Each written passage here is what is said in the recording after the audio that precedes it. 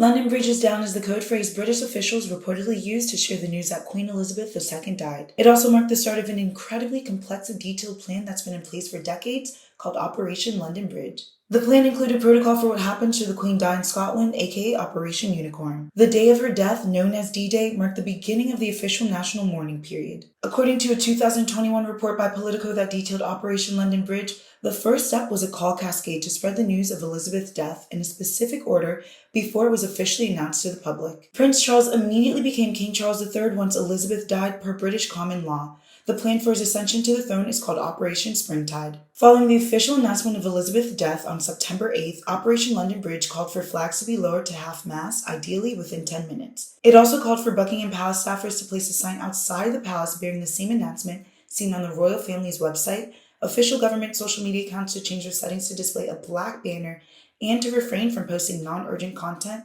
and for the BBC to change its red logo to black.